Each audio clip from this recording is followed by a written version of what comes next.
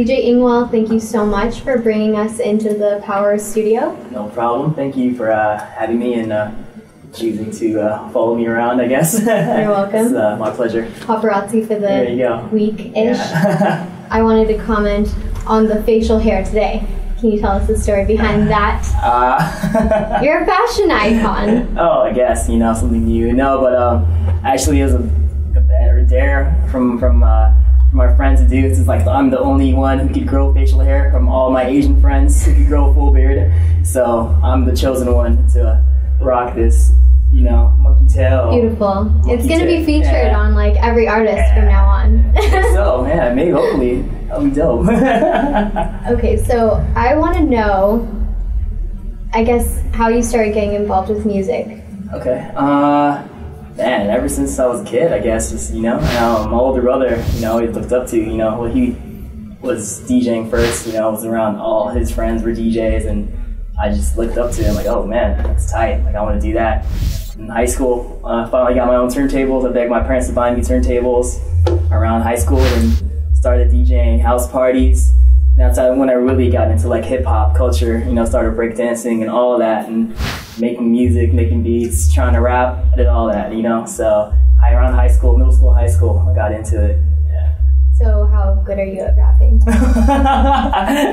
I'm not gonna rap. Don't even bring it up. No? We can't hear a mixtape? Nah. One day. I know some people have some hidden gems, that'll come out and embarrass me and Oh. I mean, at least you have your mixes to throw back in their face. Oh yeah. So let's talk about your style of DJing. How do you classify it? My style of DJing, I like to call it 2.0 style, 2.0.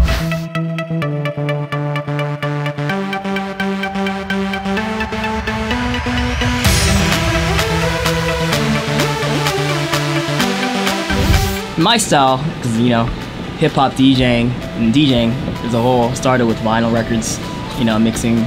That's how it was back in, I guess, 70s and 80s, You didn't have computers and CDs, so it started with vinyl and matching those records together. So that art form still, like to a certain extent still exists this day, and I still integrate. Now there's so many styles of DJing, I guess. You could use vinyl, CDs, MIDI controllers. You could DJ with a little iPad now, But like I still use vinyl because that's, I feel, the true essence of the DJing and of what it is, of what the art is. And technology has allowed you to, incorporate the new style, being more creative with the just traditional, feel and the art of DJing. And I try to keep true to those roots. That's what you have to do as an artist, always change, or you'll be stuck, you'll be left behind. So I had no problem adapting to it and adapting my style to it, to anything, so.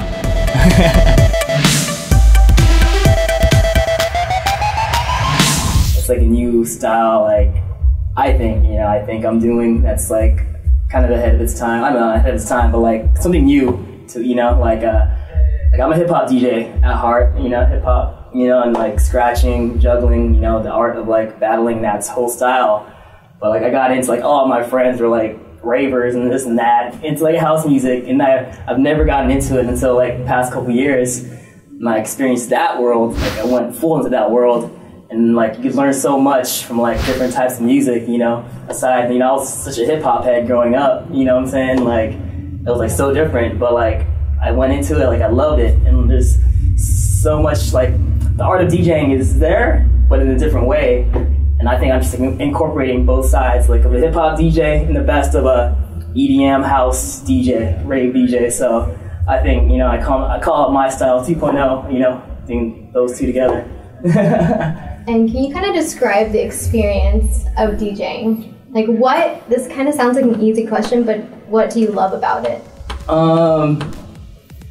Besides the fact, like, I've gotten to a point where I'm blessed, like, I get to do what I love, in the club, and, in a huge club, and all those people, and you're that guy controlling the music, controlling the vibe, it's like, it's a pretty good feeling, you're there, and, like, you have that control to make or break that night, so it's like, the satisfaction, besides that, and it's just the love of it, the love of music, and that's what DJing is. Like, you want to share your love of the music, of the song. You hear a dope song, like, dude, this is tight. Oh, can't cuss or no? No, you can't. Okay. And this song is tight. Like, I'm gonna play this like tomorrow night, and it's gonna go wild. You know what I'm saying? Like, sharing you and like bringing it out. That's what DJing is about. You know? Yeah, definitely. And what would you say? I mean, hip hop, but what would you say your biggest influences are? So many. So many. It's always like a cliche question was, yeah, there is so many, you know? It's like hip hop, I started DJing, like, you know, my first CD or tape that I bought was Dr. Dre or The Chronic, you know, that's like the hip hop inspiration. And, you know, the first DJs I saw were like Filipino DJs, scratch, invisible scratch pickles, you know, a Qbert Shortcut, A-Trak, and, you know, so many now, like, you know, like DJs from not hip hop, like Layback Luke, Afrojack, so much, you know, so much inspiration out there. Just take it, combine it. And a lot of people would see you as so lucky because you get to do this for a living.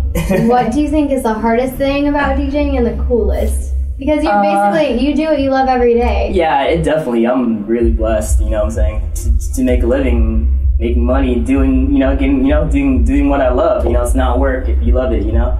So I'm not working. So it's crazy. But I guess, you know, there are some nights where, like, you know, you're at a club where you get, you know, like I know you probably heard the stories before, those DJ horror stories, or like you get requests all night, this and that, or, you know, but that's like, besides that, like, I have nothing to complain about, you know. What's the craziest request or like the worst you've ever gotten? Well, now, you know, Gangnam Style, that new song, no! You know what I'm saying? I'm always hearing that every night, you know, for the past month.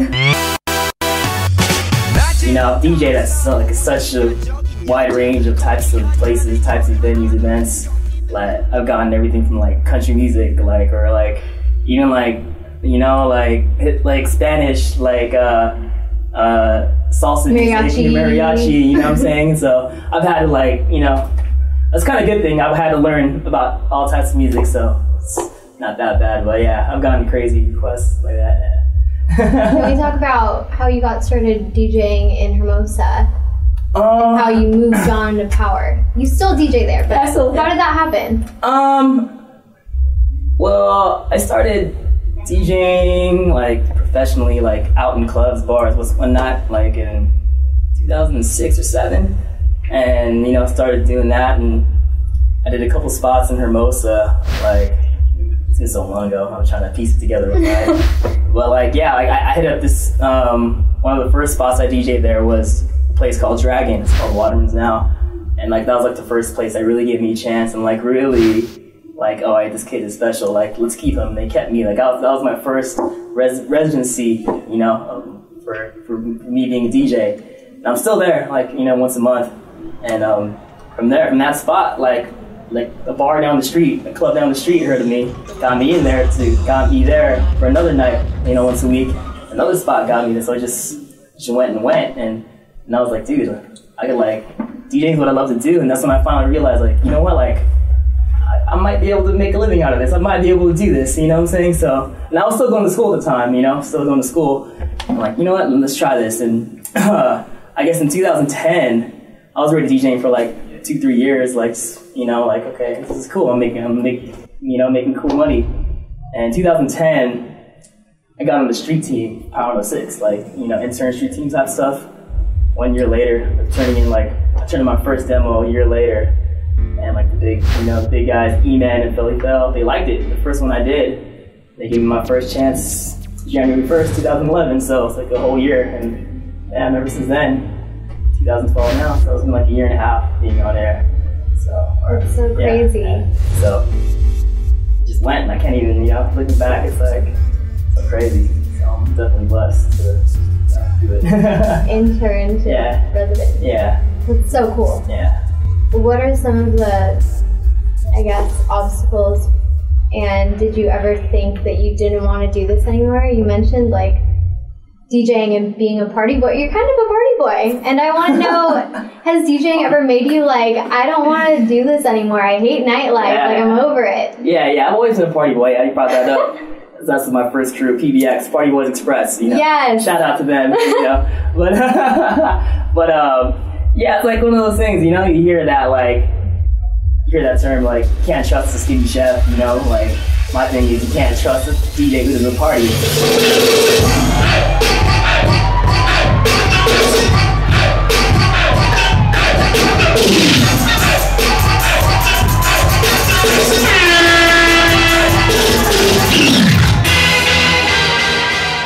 That's what it is, like, a DJ, you provide that environment, you provide that, you know, the party, so